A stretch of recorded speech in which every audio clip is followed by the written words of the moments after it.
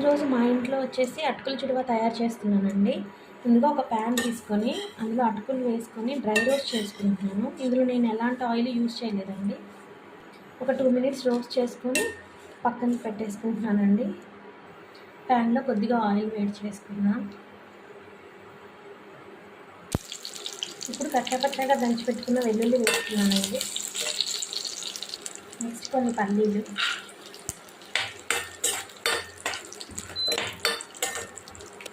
Next కొన్ని ఆవాలు, కొంచెం జీలకర్ర,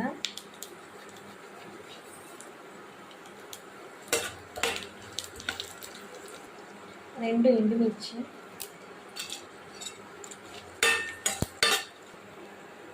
పచ్చిమిర్చి, ఆనియన్ కూడా వేసుకుంటున్నాను.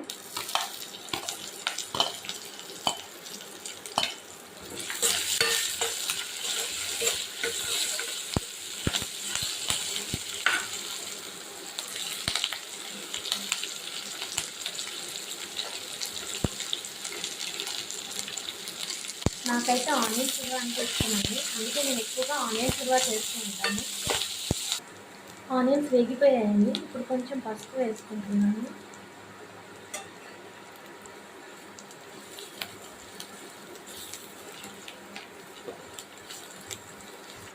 కొంచెం కారం, సరిపడా ఉప్పు. ఇప్పుడు ముందుగానే వేడి పక్క పెట్టుకున్న అటుకులు వేద్దామండి.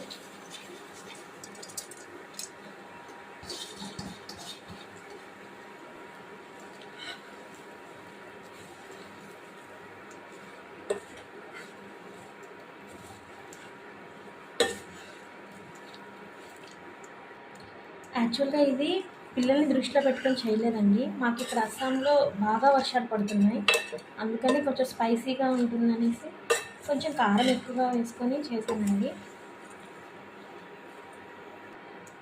అటుకుల చుడువ రెడీ అయింది.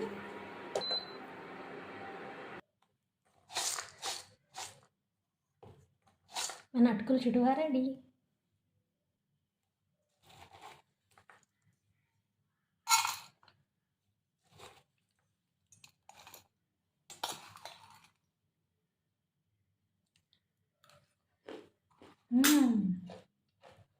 మాకు ఇప్పుడు ఇక్కడున్న వెదర్కి తగ్గట్టుగా స్పైసీగా చాలా బాగుందండి. Thanks for watching. Please like, share and subscribe. Thank you.